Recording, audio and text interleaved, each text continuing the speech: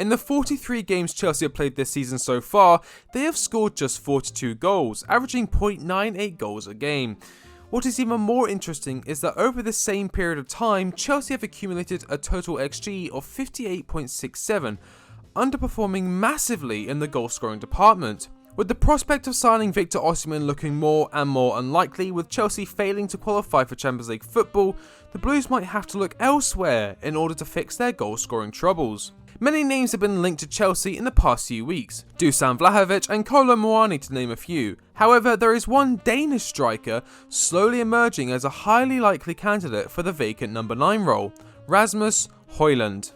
Born on the 4th of February 2003, Rasmus Hojlund has enjoyed a meteoric rise to fame in a mere matter of months. Rasmus grew up in an environment surrounded by athletic talent. His father, Anders Hojlund, was the captain for Bold Klubben AF 1893, whilst his mother, Kirsten, competed as a sprinter. His twin brothers, Emil and Oscar, shared his passion of football and grew up to play for FC Copenhagen. Although he made his name in the world of football, Rasmus Hojlund was once a promising swimmer, along with being an avid tennis and badminton player. Talent oozed out of the Dane from a very young age, so much so his parents recognised the need to provide their sons an area to develop their instincts and to protect their valuables from stray balls, and so they built a football pitch in their basement measuring 10 by 6 metres. Coming from an athletic background, Rasmus's parents were incredibly supportive of their sons and their competitive endeavours. It was at the age of 4 when Hojlund joined his first academy side, Horsham Ulsterod.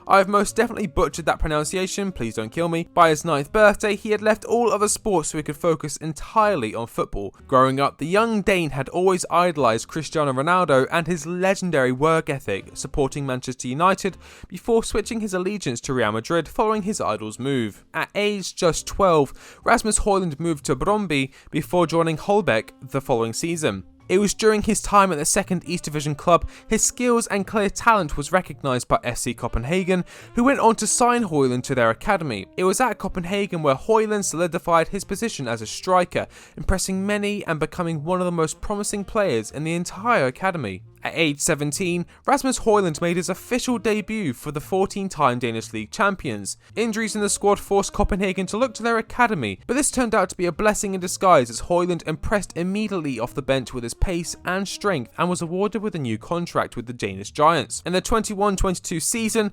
Hojlund made 27 appearances, 15 league games, 11 matches in the Conference League and a tie in the Danish Cup. Hojlund shone brightest in the European competition, scoring 5 goals for his club. His time at Copenhagen was unfairly cut short as the appointment of Jes Thorup, the former Genk manager, saw Rasmus Hojlund ostracised from the side as the new manager replaced a fresh and exciting talent with established forwards such as Koma Babakar and Mamadou Karamoko. This was a tough blow for Hojlund. The Dane had been a fan of FC Copenhagen his entire life. He, along with his family, would regularly attend Copenhagen games and cheer them on. Still, determined to continue his development and prove himself, Hojlund signed for the Austrian side Sturm Graz for a fee of 1.8 million euros in January of 2022. This move benefited Hojlund in more ways than one. Firstly, Sturm Graz believed in Hojlund and made him a regular starter, allowing the Danish striker to thrive and prosper. Sturm Graz also played a much more attacking and fast-paced style, meaning Hojlund was exposed to far more goal-scoring opportunities, providing him with much-needed experience in front of goal. In just 21 games for the Austrian side, Rasmus Hojlund netted 12 times, impressive numbers for an 18-turning 19-year-old adjusting to a new league, new country and new teammates. It wasn't long before the big clubs came sniffing, and on the 27th of August 2022, Rasmus Hojlund signed for the Serie A club Atalanta for a whopping €17.2 million fee. Since joining Atalanta, Rasmus Hojlund has been branded the next Erling Haaland, as his 6'2" frame, quick pace, natural goal-scoring ability and in-the-box movement has left many fans in awe. So far this season, he has made 28 appearances and scored 8 for the Italian side, whilst also impressing for Denmark in the 2024 Euros qualifiers, scoring an impressive hat-trick against Finland and a brace in Denmark's 3-2 loss against Kazakhstan. As a person, Hojlund is humble. Unlike many football prospects who have risen to fame at such a young age, Rasmus Hojlund has always remembered where he came from and he appreciates everyone who has helped him along the way. He is confident in his own ability. I must note that there is certainly a difference between confidence and arrogance. Dealing with the hardship of leaving his boyhood club in such an unfair manner has matured the young Dane to a great extent. He took this low point in his life and career and grew from it, learnt that in life and in football there will be ups and downs. His experience at Copenhagen certainly helped him to appreciate the clubs he's played for, the clubs who believed in him and trusted him, and so he strives to give it his all wherever he goes. So, what kind of a striker is he? Although he is yet to really establish himself as an elite number 9 in the world of football, Rasmus Hojlund possesses all the traits to become a lethal forward wherever he goes. One of Rasmus Hojlund's many strengths is his link-up play. The Dane sits in the 98th percentile for progressive passes received, a stat that measures completed passes that move the ball towards the opponent's goal line at least 10 yards from its furthest point in the last 6 passes, or any completed pass into the penalty area according to FBref.com. Hojlund also ranks in the 93rd percentile for touches in the opponent's box compared to other strikers, making him an incredibly involved player in the final stages of the attack. This doesn't mean Hojlund is a one-dimensional poacher who likes to set up camp in the opponent's box and wait for the ball to come to him. Far from it. Hojlund, much like Harry Kane, likes to drop deeper, dragging defenders out of position, involving himself in the build-up play. Hojlund works best in either a two-striker system or a system which involves the striker being accompanied by either a second striker or an inverting winger. Hojlund loves to receive the ball near the midfield circle when starting an attack, where he can take a man on and put the opponent on the back foot immediately. The stats back this up, as he ranks in the 88th percentile for successful take-ons. Not bad for a tall striker in a league often believed as to having the best defenders in the world. I could go on and on and on about stats all day, but stats aren't everything. Whilst researching Hojlund for this video, I found myself watching the highlights to the Denmark vs Finland match in the qualifiers for the 2024 Euros.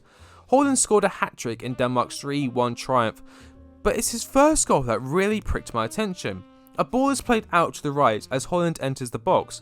Before the cross is made, however, Hojlund fakes a darting run behind the defender before changing the angle of his run very quickly to end up in front of said defender, reaching the ball's path and ending a beautiful attack with a goal. I don't know if it's because Chelsea have been deprived of a decent striker since the departure of Diego Costa, but to me this movement is incredibly impressive, especially for a young striker. This is certainly an attack we have seen many times at Chelsea. The ball is spread out wide to either Ben Chilwell or Reece James, followed by the perfect cross to no one.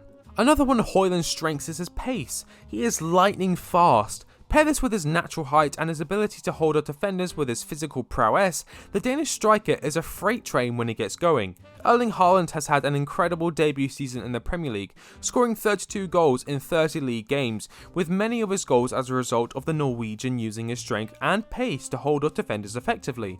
This isn't to say Rasmus Hojlund would walk into the league and score 40 plus goals like it was nothing, but I am saying his style suits the physical nature that is the Premier League. In short, he is a striker that likes to drop deep, start attacks and bully defenders in and around the box.